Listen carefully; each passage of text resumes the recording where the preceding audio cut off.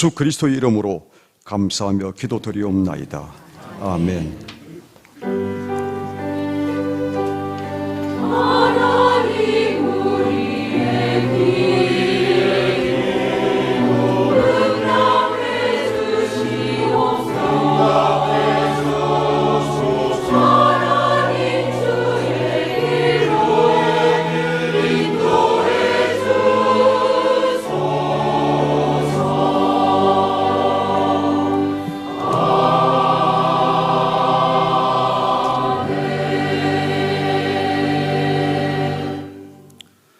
오늘 우리에게 주시는 하나님의 말씀은 창세기 25장 1절부터 11절까지입니다.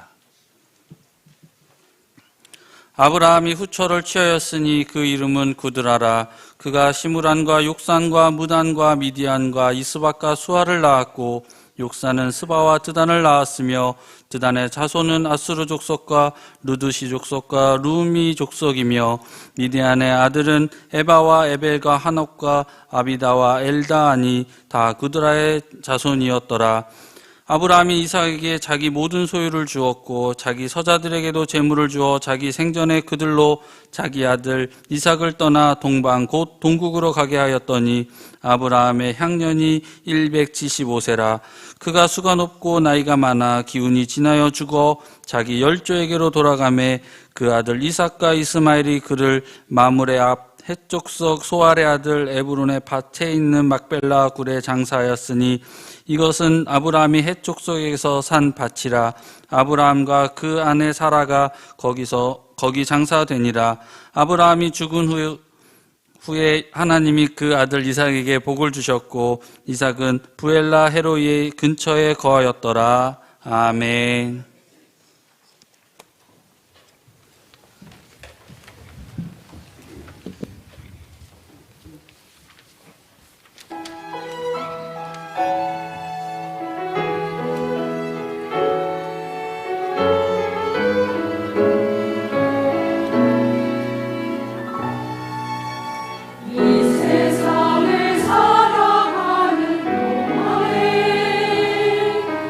나의 힘을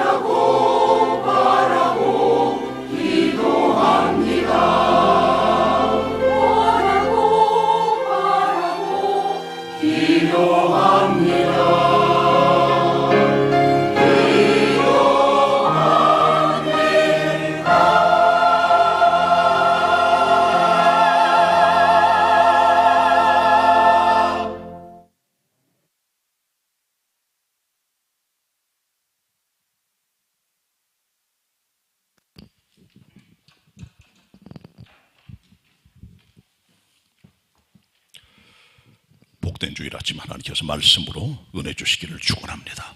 축원합니다. 오늘은 아브라함의 물질관 5번째 설교를 하도록 하겠습니다. 오늘 주어진 본문 창세기 25장의 말씀은 아브라함 인생의 후반부의 내용들을 다루고 있습니다. 아브라함의 재혼, 죽음, 장례, 유산 정리, 그리고 이삭의 축복까지. 물질관이기 때문에 아브라함의 물질관 부분을 다루기 전에 먼저 아브라함의 죽음에 관련된 내용들을 먼저 살펴보고 그 다음에 아브라함의 유산과 물질에 대한 모습들을 함께 상고하도록 하겠습니다. 아브라함은 137세에 자기 아내 사라와 사별하게 됩니다. 이때 사라는 127살이었습니다. 두 사람이 10살 차이가 집니다. 그때 이삭은 37살입니다. 어머니 사라가 죽고 나서 3년 뒤에 이삭은 리브가와 결혼했고 20년 동안 무자하다가 이삭은 60세에 에서와 야곱을 낳게 됩니다. 성경의 근거를 보면 아브라함은 137세에 사별했고 175세까지 살았으니까 아내가 죽고 나서 38년을 더 살았습니다. 그리고 재혼합니다. 구두라라고 하는 여자와. 오늘 본문 1절로 4절까지 말씀을 함께 우리 상고하도록 하겠습니다. 창세기 25장 1절로 4절입니다. 제가 읽겠습니다. 아브라함이 후처를 취하였으니 그 이름은 구두라라. 그가 시므란과 욕산과 무단과 미디안과 이스박과 수아를 낳았고 욕산은 스바와 드단을 낳았으며 드단의 자손은 나수르 족속과 루두시 족속과 루움미 족속이며 미디안의 아들은 에바와 에벨과 한옥과 아비다와 엘다안이 다 구두라의 자손이었더라. 이렇게 25장의 말씀은 시작이 됩니다. 이 구두라라고 하는 여자가 누구였는지는 잘 모릅니다. 어떤 족보도 없고 수식어도 없어요. 어떤 사람의 딸인지도 안 나와 있고 그냥 구두라고 하는 여자입니다. 이름의 뜻은 향기라는 그런 뜻입니다. 아브라함이 구두라를 후초로 취했다고 그랬어요. 혹자들은 이 후처란 말에 대해서 토를 답니다. 첩이 아니겠는가. 첩은 본 부인 외에 다른 여자를 많이 얻는 거예요. 그러나 후처는 부인이 죽고 나서 새로 얻은 부인입니다. 정식으로 된 부인이죠. 그러니까 차이가 있는 거예요. 그래서 어떤 영어 성경 번역은 구두라에 대해서 후처, another wife가 아니라 콘큐바인이라고 그랬어요. 첩이라고 말합니다. 그러나 이 본문을 비춰볼 때 이것은 분명한 것 같아요. 일단 사라가 죽고 나서 25장 1절의 기록은 후대의 사건인 거 비춰볼 때 사라가 죽음 이후에 아브라함이 후처인 구두라를 취한 것으로 보입니다. 또 하나 다른 증거는 아브라함은 이미 하갈이라고 하는 여인을 첩으로 들여서 가정의 위기를 겪은 후에 비싼 레슨비를 이미 지불을 했어요. 아픔이 있었습니다. 첩을 들인 사건 때문에. 아브라함이 가나안 땅에 70% 들어가서 하나님께로부터 약속을 받습니다. 내가 내게 아들을 주겠다. 10년이 지나도 아들을 주지 않으세요. 그때 아브라함은 85세가 됐어요. 아내 사라는 65세, 75세. 사라님이 경수가 끊어졌고 아브라함 점점 늙어가고 애를 낳을 수 있는 가능성은 희박하며 출산율 0%입니다. 자, 이런 상태에서 아내 사라가 자기 남편 아브라함에게 말합니다. 내 여종 하갈을 당신이 첩으로 들여서 나로 아이를 낳게 하라. 대를 잇도록 하자. 아브라함도 하나님의 약속을 믿지 못하고 10년 기다리면서 여종 하갈을 아내의 권유대로 첩으로 드립니다. 그리고 거기서 애가 나와요. 그게 이스마엘입니다.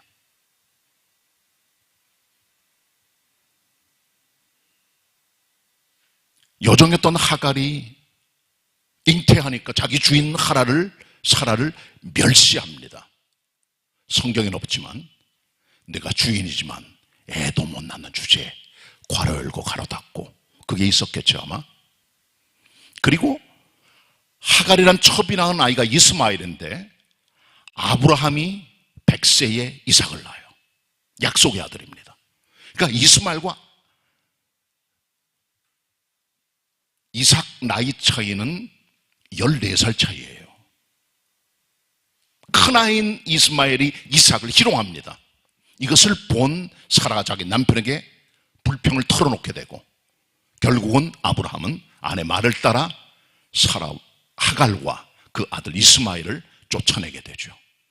가정의 위기와 아픔과 어려움을 이미 아브라함이 알고 있습니다. 비싼 고통의 경험을 했었어요. 그렇기 때문에 아내 사라가 살아있을 때 구두라를 취했다는 것은 약간 모순된다고 생각을 합니다. 아브라함의 성품상 그게 그리고 믿음으로 비춰볼 때 그렇다고 보여집니다. 그렇기 때문에 구두라는 사라가 죽고 나서 얻은 후처인 것 같습니다. 아브라함은 38년 동안을 더 살았어요. 아내 사라가 죽고 나서. 긴 세월입니다. 짧은 세월이 아니에요. 이미 아브라함은 나이가 들었음에도 불구하고 기력이 넘쳤습니다. 정력도 있었어요. 쇠하지 않았어요, 절대로. 그리고 구두라는 여자를 취하여 후초로 삼았어요. 거기서 아들 6 나오고 손자가 7이 나오고 증손이 2이 나옵니다. 기록된 건 여기까지예요. 그냥 그 중에는 알만한 사람이 있어요. 알만한 족속이 있어요. 미디안 족속이 바로 구두라의 후손입니다. 이스라엘을 둘러싼 광야 지역에 움직이는 민족들, 이게 미디안 족속입니다. 수아라고 하는 사람은 욥의 친구였던 빌닷의 고향의 이름이에요. 이 수아라는 사람이 시작된 그런 민족과 그 땅 이름입니다. 스바도 나옵니다. 스바의 여왕, 같은 뿌리로 보여집니다.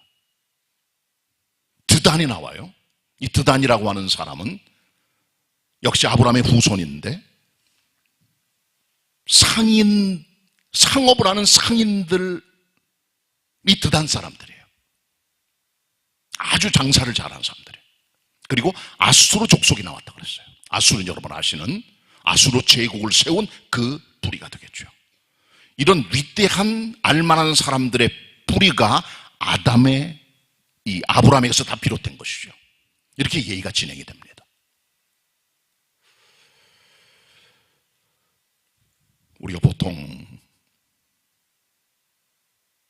재혼할 사유가 3가지가 있어요. 법적으로 허용되는 겁니다. 통념적으로도 그렇고. 먼저 사별입니다. 배우자가 죽었을 때 재혼 가능합니다. 배우자가 부정을 저질렀을 때도 재혼이 가능하고요.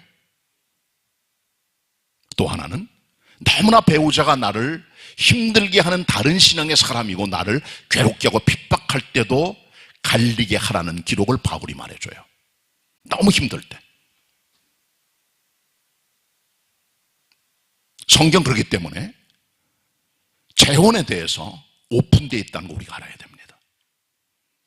사회적인 통념이나 관습상 대한민국은 아직까지도 재혼에 대해서 굉장히 보수적입니다. 문이 닫혀 있어요. 홀로 사는 것도 괜찮아요. 성경도 그런 것도 나와요.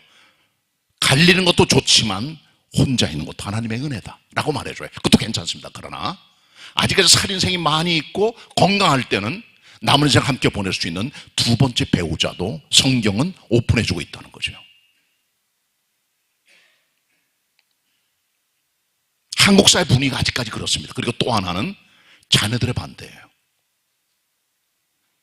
조금 젊은 새어머니가 들어오거나 조금 어색한 새아버지가 왔을 때 생길 수 있는 관계, 호칭, 더 큰 건 유산 문제입니다.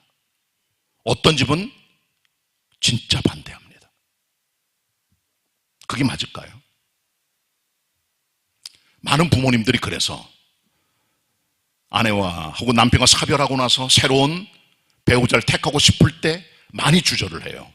여러 가지 이유들. 그래서 어떤 분들은 함께 동거하기도 하고 결혼식 안 하고 살기도 합니다.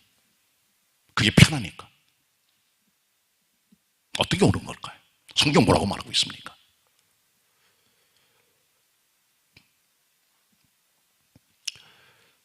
제가 1995년도에 영국 유학을 마치고 한국에 들어올 때가 돼서 한 2달 정도 시간이 남아 영국 런던에 있는 웨스트민스터 채플, 마틴 로이드 존스 목사가 목회했던 교회예요. 유수한 교회입니다. 발코니가 3층까지 있어요. 2,000명 이상 들어가는 큰 예배당이 있는 그런 교회입니다. 거기 이제 당시 목사가 알트 캔들이라고 하는 옥스퍼드 출신의 신학자입니다. 그분이 저녁에 스쿨 오브 디알라지 신학학교를 열어서 평신도나 누구나 들 수 있도록 해서 제가 한 2달 정도 시간이 남아 공부를 한 적이 있습니다. 저녁 시간에 금요일 저녁에 꼭 합니다. 지하철 타고 가서 말씀 듣고 나오는데 그 클래스에 항상 나오는 80대 커플이 있었어요. 부부는 아니에요. 보니까 남자도 늙었고 여자는 더 늙었어요. 외국 여인들 보면 이렇게 얼굴에 주름이 깊게 파인 분들이 있어요. 그런 모습입니다. 근데 두 사람이 좋아하는 거예요. 서로 제 앞자리에 앉아 있어요. 몇 번 대화는 했는데 마침 제가 한국에 돌아오기 얼마 전에 금요일 날 클래스를 마치고 돌아오다가 같은 지하철을 탔어요. 그걸 몰랐어요. 저는 대화를 하다 보니까 이 두 사람은 부부관계가 아니라 친구예요. 둘 다 80대입니다. 저한테 이런저런 얘기를 나누다가 초대장 하나를 줘요. 우리 다음 주에 결혼합니다. 꼭 와주세요. 내가 한국 돌아가야 되니까 못 가겠다고. 죄송하다 그랬죠. 축하한다 그랬죠. 근데 그 부인 될 사람은 대장암입니다. 큰 감동을 받았어요. 야, 이렇게도 사시는구나. 저희 교회 화요일마다 화요 성경 공부를 합니다. 지금 제가 직접 안 하지만은 이전에 제가 직접 가서 이제 화요 공부 가르쳤어요. 전에는 뭐 20명씩 한 번에 모여서 100명, 200명 공부를 했거든요. 지금 그렇지 못합니다. 한 클래스 들어가 제가 성경 공부를 하다가 마침 창세기 25장 말씀을 가지고 함께 나누게 됐어요. 화요 공부 클래스에서. 근데 이 본문을 얘기를 했습니다. 아브라함이 후초로 구두랄 취했다. 거기 있던 집사님 한 분이 공부를 하다가 쭈삣쭈삣하면서 말을 해요. 목사님, 우리 고향에 아버지가 계시는데 어머니 돌아가시고 지금 몇 년이 지났는데 동네 아주머니를 좋아하세요. 결혼하겠다고 그러세요. 어떻게 하면 좋아요? 저는 싫어요. 제가 반대하고 있어요. 그 집사님이 장녀예요. 아, 그러세요. 근데 이 말씀을 들으면서 이 집사님 마음에 깨달음이 있어서 제가 잘못된 것 같습니다. 내 생각만 했지 아버지 행복을 생각하지 못했네요. 제가 가서 적극적으로 밀어드릴게요. 얘기하는 걸 제가 봤습니다. 연세 들어서 혼자 사는 것도 괜찮으세요.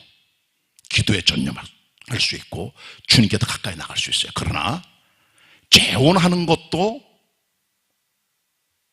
나쁜 건 아닙니다.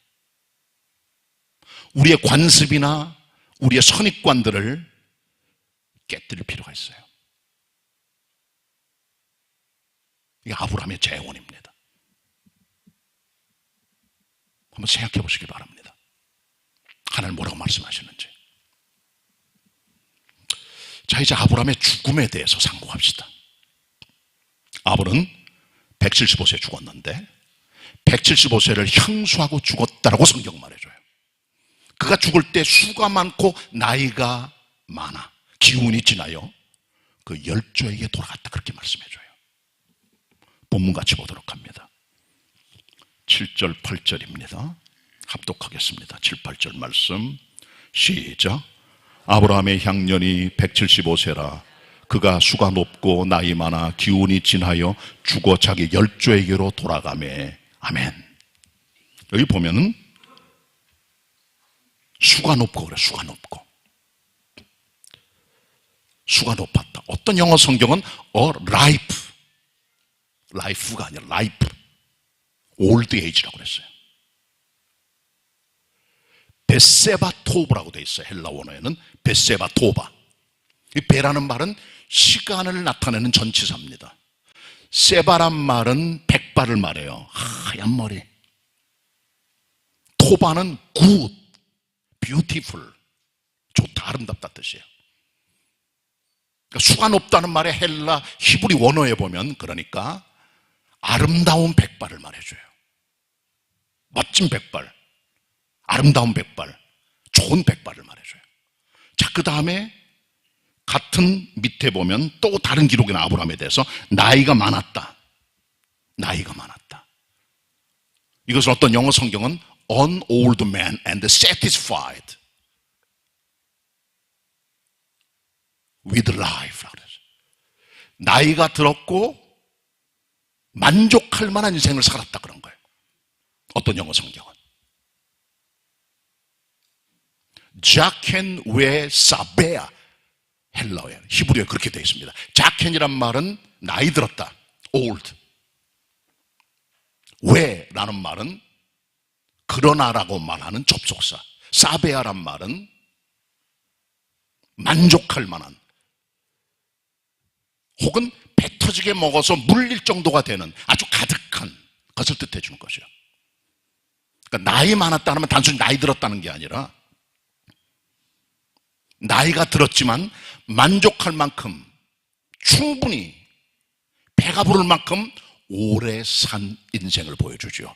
두 말을 합해보면 아브라함은 175세에 죽을 때 그냥 죽은 게 아니라 아름다운 백발을 가지고 충분히 살 만큼, 물릴 만큼 아주 가득 차게, 꽉 차게 인생을 행복하게 살았다.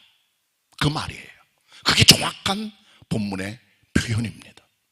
그러니까 아브라함은 하나님께 주신 인생 175년은 행복하고 아름답게 누릴 만큼 다 누리고 꽉 찬 인생을 살고 세상을 떠났다는 거죠. 독특한, 성경에 좀 드문 인생이에요. 이게 아브라함의 생의 마지막 죽음의 표현임을 우린 봅니다. 그리고 기운이 진해졌다. 사람이 기운이 지나면은 죽어가는 겁니다. 힘이 없다는 거는. 연세 들고 힘이 없을 때는 죽음의 징조가 오는 거예요. 그리고 자기 열조에게 돌아갔다는 거죠. 세상 떠난 것을 이렇게 아름답게 비유적으로 표현해주고 있습니다. 이게 아브라함의 죽음입니다. 어떤 경우는 아브라함처럼 인생을 충분히 누리지 못하고 병으로 세상을 떠나거나 사고로 세상을 떠나거나 아니면 전쟁에 나가 죽든지 어떤 이유 때문에 일찍 가는 경우들이 있어요. 하나님의 뜻이겠죠, 물론. 그러나 하나님의 은혜가 있다면 아브라함처럼 아름다운 백발을 가지고 충분히 만족할 만큼 많이 살다가 가는 것도 하나님의 축복임을 말해줍니다. 그런 인생 사시기를 축원합니다. 아까 일부 예배 때 했더니 아멘들이 안 나오시더라고. 뭐 일찍 죽겠다는 거예요, 그러면? 아브라함처럼 복된 인생 사시기를 축원합니다. 그때 아멘을 하셔야 돼요. 자, 그다음 아브라함의 장래에 대해서 한번 상고해 봅시다. 아브라함의 장래. 아브라함의 장래는 막벨라 굴입니다. 이미 아브라함은 38년 전에 아내 사라가 죽었을 때 자기가 우거하던 가나안 땅에 해쪽 속에 소할의 아들 에브론이라는 사람의 땅을 구입을 해요. 은 400세겔을 주고 충분한 값을 다 지불합니다. 그리고 그 굴뿐 살뿐 아니라 그 굴이 둘려있는 땅까지 다 삽니다. 자기 집안에 매장지로 결정을 하고 충분한 값을 구입하고 공증까지 다 해요. 많은 사람 보는 앞에서. 그리고 38년이 지나 그 막벨굴에 자기도 장사가 되고, 나중에는 이삭과 리브가 다 여기 장사되고, 그 다음에 야곱과 그의 아내 레아도 여기 장사가 됩니다. 이것이 막벨라 굴입니다. 아브라함을 장사 지낼 때 일단 구두라가 낳은 자녀들은 다 이미 동편으로 다 이사를 갔어요. 아브라함의 계획을 따라. 남아있는 이삭과 이스마엘이 합하여 아브라함의 장례를 치르게 됩니다. 본문 같이 봅니다. 9절 10절입니다. 창세기 25장 9절 10절 제가 읽겠습니다.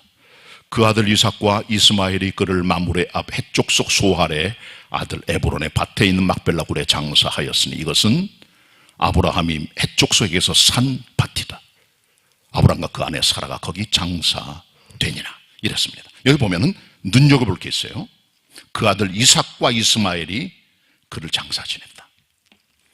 이삭과 이스마엘은 약간 껄끄러워. 왜냐하면은 이스마엘은 하나님 약속의 자녀가 아니라 인위적으로 낳은 첩의 자식이에요.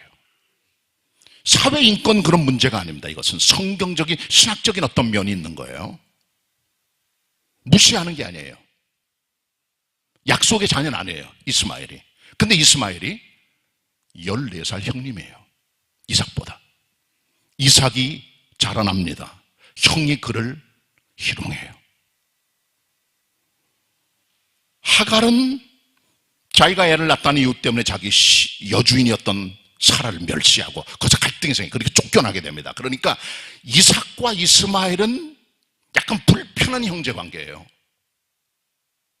어머니도 다르고 아버지는 아브라함이지만, 그리고 성경에 어떤 기록도 없습니다. 그러나 이 두 사람이 함께 마음을 합하여 장례를 치른 것은 분명합니다. 왜? 둘이 함께 합했기 때문에.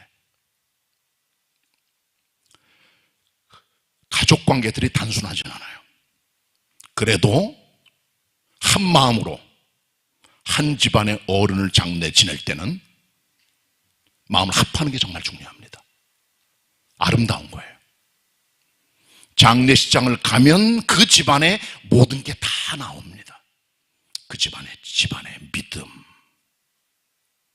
삶의 스타일, 성격, 욕심, 갈등 다 나와요. 기독교식으로 할 거냐 아니게 할 거냐, 어떤 교회가 주관할 거냐. 우리 기독교 장례식은 기본적으로 향과 양초를 두지 않습니다. 그것은 이방 풍습이에요. 기독교적인 거 아닙니다. 그걸 그냥 하는 경우 있어요. 그리고 장례식장이나 상조에도 그걸 갖다 놔요. 먼저 치우라 그러죠. 어떤 분은 말을 잘 듣지만 그렇지 않은 자녀들도 있어요. 왜? 안 믿는 사람인데 이걸 그냥 내버려 두지. 저랑 갈등이 생깁니다. 나는 장례 안 하겠다. 제가 좀 그런 거 셉니다. 그건 아니다. 어쨌든 그렇습니다. 거기다가 형님네 교회에서 할 거예요, 우리 교회가 할 거야, 이것도 때때로 갈등이 돼요. 관은 어떤 크기로 할 거냐. 그리고 장례 때는 소룡과 대렴이 있어요. 소룡은 간단하게 수의를 입히고 일반적으로 화장할 때 많이 쓰는 방법이고 돈이 적게 들어요. 이것을 권면해요, 교회는 간소하게. 그러나 어떤 경우는 상조해서 돈을 벌기 위해서 대렴을 합니다. 수의 입히고 또 그 위에다가 대렴볼 또 입혀요. 시간도 많이 걸리고 돈도 많이 들고. 권면하지 않죠, 교회에서. 어떻게 할 건가에 대해서 자녀들 간에도 논란이 돼요. 낙골당 어떻게 해? 화장은 어떤 식으로? 리무진은 불러 말아. 이런 얘기들. 심지어는 유산 때문에 싸워요, 자녀들이. 장례식장에서. 어렵습니다. 그리스도인들은 지혜가 있어야 돼요. 한 마음이 되는 게 필요하고 양보와 사랑이 필요합니다. 오늘 성경 본문을 보시면 아브라함의 장례를 위해서 이삭과 이스마엘이 합했음을 보게 되는 거, 비춰볼 때 두 사람은 어느 정도 화합한 걸 보게 되죠. 이게 아브라함의 재혼, 죽음, 장례 스토리입니다. 오늘 본문의 포커스는 아브라함의 유산에 대한 겁니다. 어떻게 아브라함이 유산을 정리했는가에 대한 얘기가 오늘 본문의 제 설교의 포커스입니다. 어떻게 했을까, 아브라함이 자기 유산을. 본문 같이 보도록 합니다. 6절 7절 합독합니다. 한 목소리로 6절 7절 읽습니다. 시작. 아브라함이 이삭에게 자기 모든 소유를 주었고, 5절 6절이네요. 다시 읽습니다. 시작. 아브라함이 이삭에게 자기 모든 소유를 주었고 자기 서자들에게 재물을 주어 자기 생전에 그들로 자기 아들 이삭을 떠나 동방 곧 동국으로 가게 하였더라. 깔끔하게 정리를 다 끝냅니다. 죽기 전에. 죽고 나서 유산 싸움 많이 하잖아요. 미리 다 처분한 거예요. 아브라함이 지혜로운 사람입니다. 후환을 없애고 자녀들 간의 유산 논쟁 때문에 생길 모든 가능성들을 완전히 잘라버린 거죠. 성경시대에도 예수님 당시에도 유산 문제가 꽤 사회적인 이슈였던 것 같아요. 마태 12장에 보면 예수께서 한 번 어디 계시는데 막 많은 무리 중에 한 사람이 와서 예수님께 이런 요청을 해요. 예수님, 내 형에게 명하여 그 유업을 나와 함께 나누게 하옵소서. 주님 대답하시고 뭐라고 대답하십니까? 누가 나를 재판관이나 재물을 나누는 자로 택하였느냐? 라고 말씀하시면서 탐심을 물리쳐라. 너희 속에 있는 너희의 생명이 소유의 농동 곁에 있지 아니하리라 말씀하시면서 꾸짖는 사건이 비롯돼요. 그러니까 이것은 성경시대에도 불합리한 유산 때문에 자녀들 간에도 갈등이 있었음을 우리는 보게 되는 거죠. 인간의 본심은 달라지는 게 아니에요. 성경시대나 지금이나 아브라함 때나 다 똑같습니다. 형들이 우선권 가지고 장자권을 가지고 먼저 받았을 거예요 아마. 근데 받은 게 너무 자기는 부실해요. 그래서 예수님께 가서 형이 받은 유업을 나와 나누게 해달라고 요청을 하는 거죠. 이것은 그 안에는 불만이죠. 주님께서 그 사람 속에 있는 탐심을 경고하셨습니다. 아브라함은 자기 유산의 거의 대부분, 성경은 모든 것들을 약속의 아들 이삭에게 주었다는 거예요. 이거 신학적 가치가 있는 거예요. 이거는요, 서자를 무시한 게 아닙니다. 그 인권의 차원에서 이걸 보시면 안 돼요. 성경적 차원으로 봐야 됩니다. 하나님의 약속이 물려지는 기업의 모든 것들이 얻어지는 우리를 향한 하나님의 축복의 어떤 구약적인 비유와 그림입니다. 그리고 서자들에게도 재물을 주어 동편으로 가 동국에 이르겠다. The land of the east. 동쪽에 있는 땅, 어떤 분들은 이 동쪽에 있는 땅이 가나안 땅 동쪽에 있는 아라비아 반도로 보이기도 합니다. 그렇게 얘기도 합니다. 떠나겠어요. 왜? 분쟁 소지를 없애려고. 말끔하게 정리한 거죠. 근데 요즘은 그렇지 못한 것 같아요. 보니까 부모님께서 재산을 다 물려주고 나면은 입을 싹 씻어요. 입을 씻어요. 지난번에도 물질 얘기를 하면서 제가 한 분의 예화를 들었는데, 태국에 있는 선교사 부부가 사역을 잘하고 계시는데 그 남자 선교사님의 장인, 그러니까 여자 선교사님의 부인 선교사님의 아버지가 울산에 제일 큰 부자예요. 거부입니다. 예수 안 믿어요. 부모님 다. 그리고 형제도 안 믿고. 두 부부는 기도하면서 이들을 주님께 전도하고 이끌 수 있도록 유산 포기를 선언합니다. 많은 돈이지만 완벽하게 거부를 해요. 우리 안 받겠다고. 그리고 신앙의 모습을 보여주죠. 아버지 어머니가 연세가 들었습니다. 따님 가족들, 선교사 부부에게는 아무것도 안 물려주고 다른 자에게 미리 다 나눠줬어요. 부모님은 자녀들 자기들을 돌볼 줄 믿고 다 나눠줬는데 그러지 못한 거예요. 안 나타나요. 부부가 병이 들어 함께 병원에 입원했습니다. 돌볼 사람이 없어요. 다 받고 나니까 입싹 씻고. 선교사님 부부가 태국에서 왔습니다. 시간을 내서 병원에서 부모님 돌보고 자기들 돈 내고 치료받게 하고. 유산 가져간 녀석들은 콧배기도 안 보이는데 니네들이 대체 태국에 와서 대체 무슨 사랑으로 날 이렇게 하는 거냐 라고 감동을 받아 예수 믿게 됐고, 세례 받았고, 장례까지 치렀어요.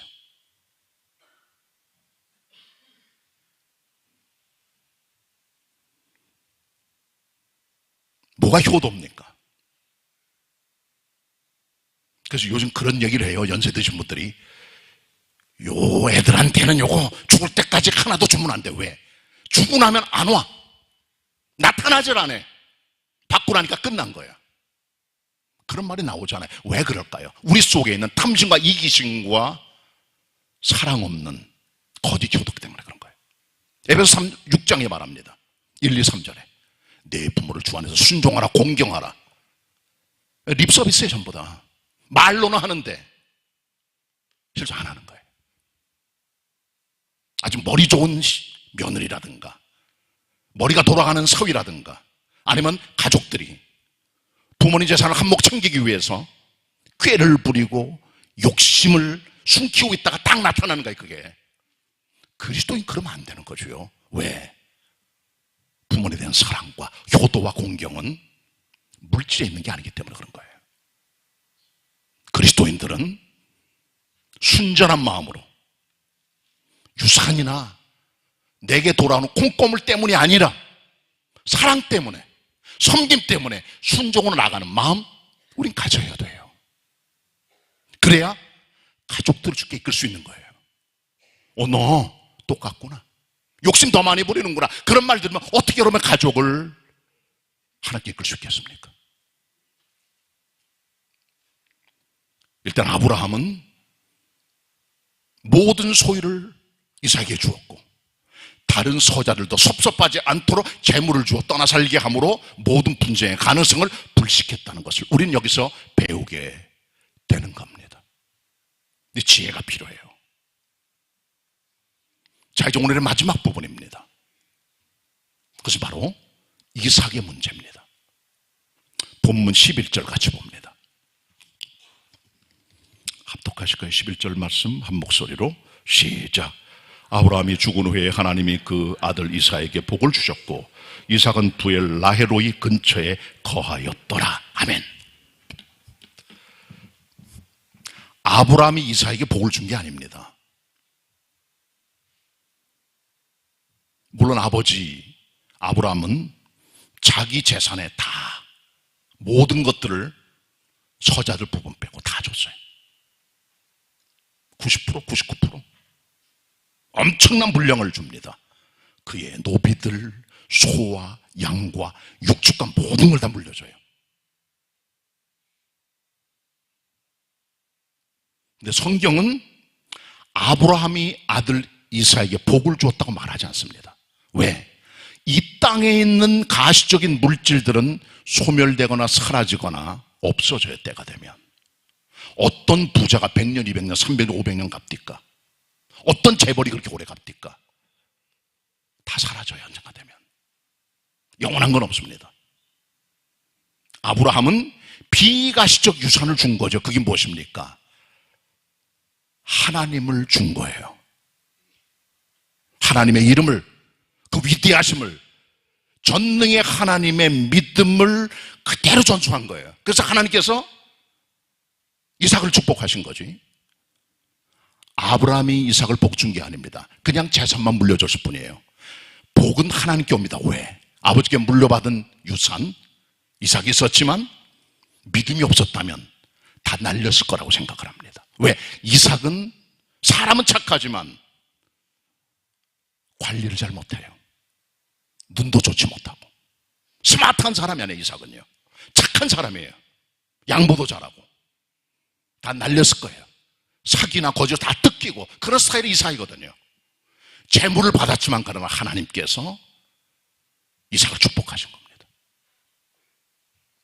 시편 17편 14절 15절의 말씀이에요. 이 땅에 있는 사람들은 이 땅의 모든 분깃으로 만족하는 자들이로다. 하나님께서 그들에게 준 재물을 하나님께로 받은 걸 생각하지 않고 그거로 만족하며 남아있는 재산을 그 어린아이들에게 유전하는 자로다 그랬어요. 하늘에 소망이 없는 부모들의 마음, 자기 새끼입니다. 내 혈육, 내 자녀 유산 물려줘서 내 이름을 갖고 살도록 하는 것, 그게 다, 그게 에브리띵입니다. 그러나 아브라함은 믿음의 조상이에요. 하나님 신앙을 물려줍니다. 축복의 근원이 하나님이심을 알 수 있도록 하주요. 그리고 이삭은 하나님을, 나의 하나님을 믿게 돼요. 그 성경은 나는 너의 하나님이 여호와라. 나는 아브라함의 하나님, 이삭의 하나님, 야곱의 하나님이다. 이게 나의 성호다. 이삭이 하나님 만나지 못했다면 성경은 아브라 하나님으로 끝났을 거예요. 내 하나님이 된 거예요, 이삭에게. 그리고 아버지께 받은 유산이 아니라 하나님께 받은 축복의 유산을 물려받은 이것이 이삭에겐 가장 값진, 눈에 안 보이는 재산이었음을 성경이 말해주고 있다는 겁니다. 다음 장 26장에 보면 이삭은 물질의 복도 받아요. 농사지면 100배, 소와 양과 노비들이 때를 이루고 청성하고 왕성하게 돼요. 큰 고부가 되었더라. 그렇게 말해줘요. 파는 데마다 우물이 터지고 그적의 아비멜렉의 군대장은 비골을 데리고 와서 이삭과 더불어 불가침 죄악을 맺도록 형님하고 무릎 꿇고 이삭이 올라간 거예요. 눈에 보이는 가시적인 축복들이 와요. 그러나 그 이전에 하나님을 믿는 이삭의 믿음, 그게 축복의 근원임을 우리는 알아야 되는 겁니다. 그러니까 자녀들에게는 눈에 보이는 가시적인 물질 언젠가 사라집니다. 그건 말고 눈에 안 보이는 영원한 기업, 전등의 하나님의 믿음을 물려주는 것이 가장 큰 값진 유산임을 우린 알아야 되는 것입니다. 말씀 정리합니다.